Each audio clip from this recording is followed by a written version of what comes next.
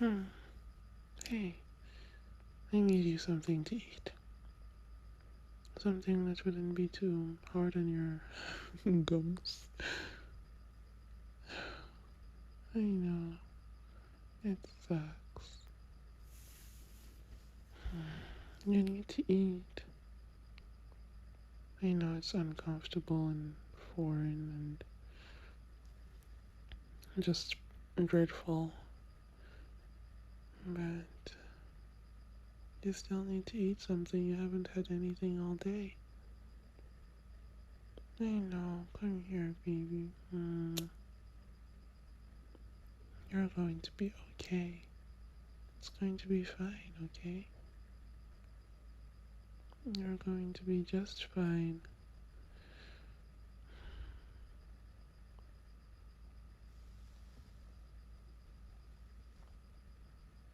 There you go, just little bites. I know nobody warned you. The feeling is just terrible. But just remember, I know it feels very terrible right now. As I get better, your brain will adjust to it. You know, they say that our eyes can always see our nose, but the brain kind of edits it out. So your brain will adjust to the braces, and it will just feel like it's your teeth in your mouth. You don't mind that you have teeth, do you? Hmm. Your brain will edit it out, baby. You're tired of chewing? Mhm. Okay, you can take a break. Are you sure you're okay? Your eyes are watering. Here, let me take your temperature. Oh my god, baby. You're burning up. Baby, I don't need a thermometer to know that you're burning up. Baby, you have a fever. Are you okay? You have a headache? Oh, baby. No, you're not going anywhere. I will get the Advil. Or, I think Advil is great. Or ibuprofen. Tylenol. You know, I'm not used to the terms. I mix them up sometimes. I'll get some for you. You just relax and I'll get a cold towel. Baby. Shh. It's okay. Listen to me. I'll get you a cold towel and some painkillers. You just stay here. That's a good girl. Here you go, baby. Swallow this. No, we're not going to swallow other things. You're sick. I need to take care of you. There you go. Here I have a wet towel. I'm going to put it on your forehead, and you might be a little sensitive to temperature. It, it's one of the possible symptoms of fever, of high sensitivity to cold. Just, it's okay, okay? Oh, it's okay. It's just a wet towel. I know you're sensitive. You're cold? Baby, this is not good. Hmm. I want us to go to the hospital. I knew you would say that. Okay, just try to relax. Have a little bit more water and wait for the Advil to bring down your fever and maybe you can sleep.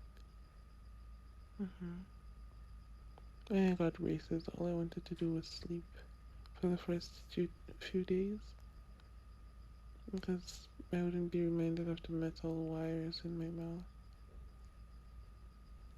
There you go. Shh.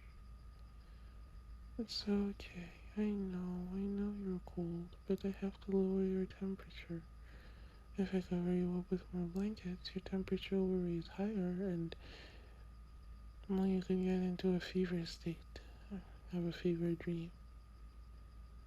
That's going to be bad, baby. We don't want that. We want your fever to come down. I know, it's hard. It's hard to deal with. But I'm right here, sweetheart. Here you go, hold my hand. There we go. It's okay. Shh. It's alright. It's okay. Oh, shh, baby. I got you, okay?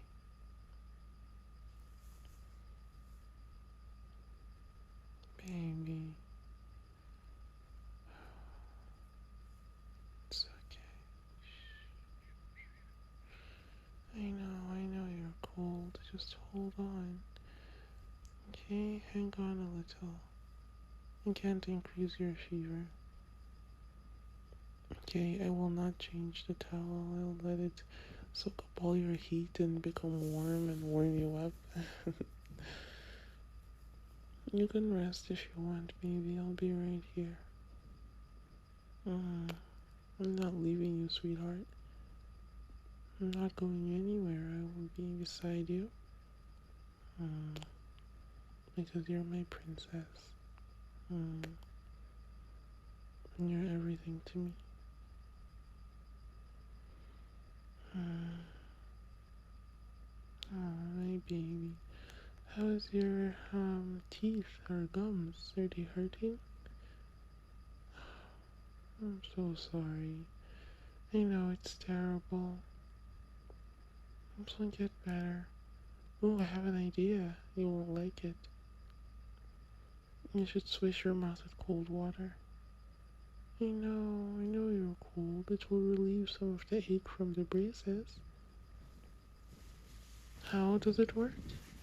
Well, the wiring, so the braces are made of like three different things, right? So first they put the brackets, and then they put the wire, and then they put the rubber bands thingies, elastics to hold the brackets to the wire.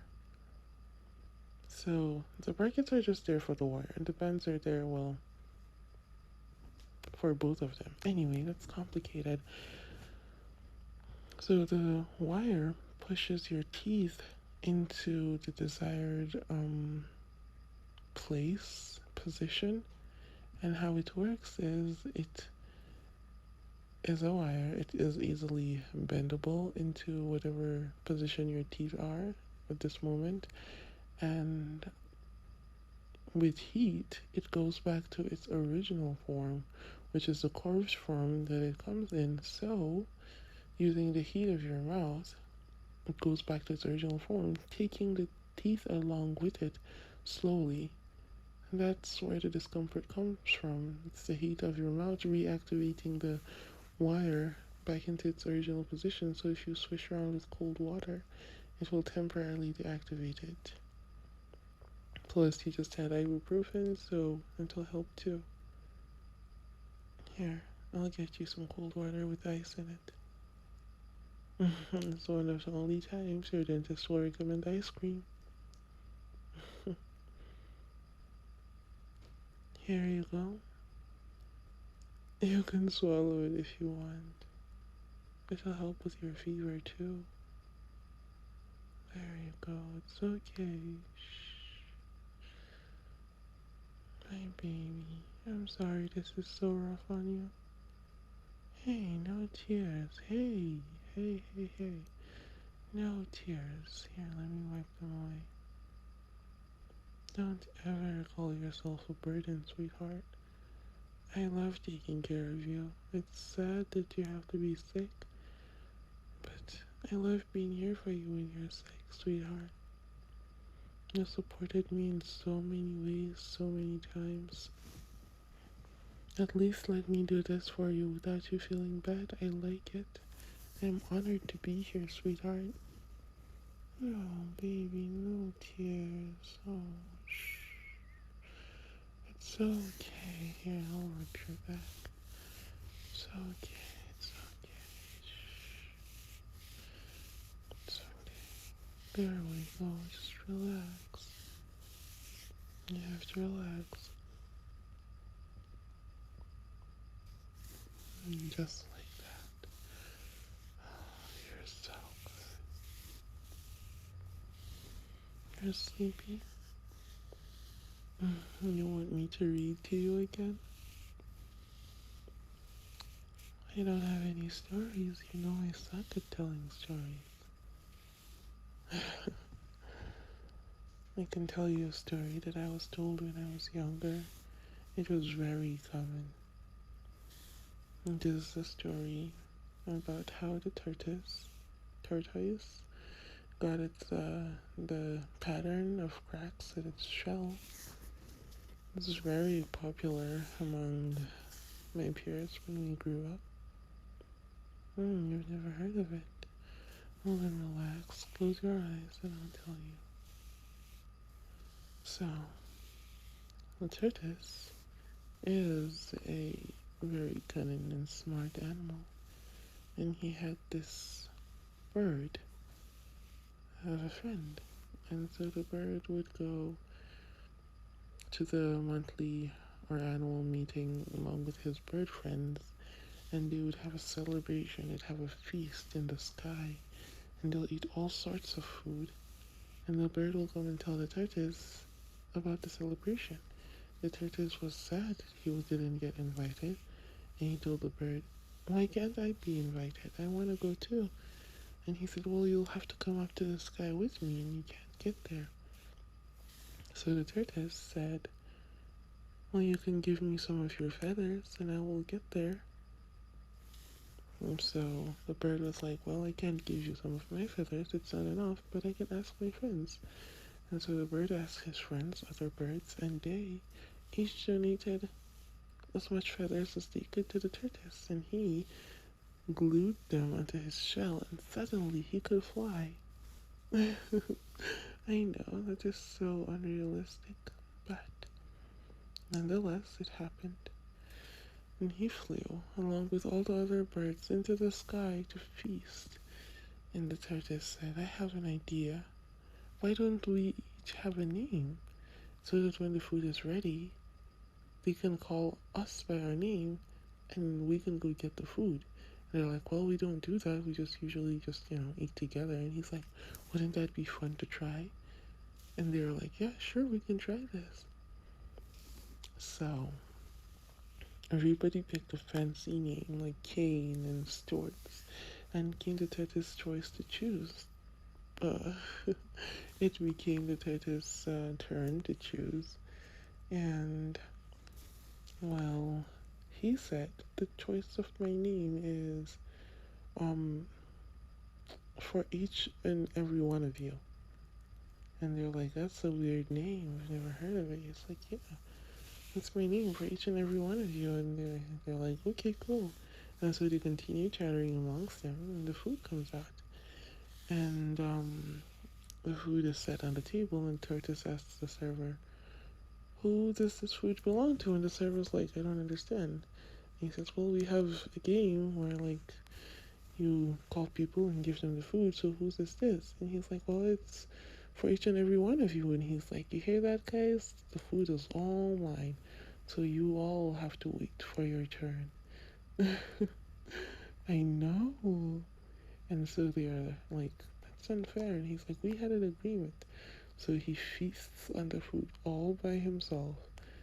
And they have nothing. But then they are upset, they're enraged, and they're revengeful. So they each decide to take back their feather, so the tortoise is stuck, can't fly back down. Yeah, a price of greed. And so he gets stuck in the sky. And then he begs the birds, and he's like, "Well, since you can't give me feathers, why don't you tell my wife to bring out every soft thing in the house so I can land safely there?" And they're like, "Sure, we'll tell her." And so they go to the wife and they're like, "He says bring out everything hard and solid so that he can land on it." So, no, he didn't include that. They're like, He just said it. She's like, that's an odd request. And they're like, we don't know. That's what he said. We're we on our way. And so she's like, that's strange. But I will do as my husband asks. He knows, he has his reasons, and he'll tell me when he gets home. So she does, and he doesn't see this because he's up in the clouds, and so he lets himself fall, hoping to land on the soft mattress his wife must have laid. But no, he landed on a hard ground along with steel kitchenware, and so his shell cracked. But with the aid of his wife, she was able to take tape and glue the pieces back together, but now that's why it has cracks all over it. My parents told me that tale. Now I share it with you, sweetheart. Mm. Oh, look at that. You're already in dreamland. I love you, sweetheart. Get well soon.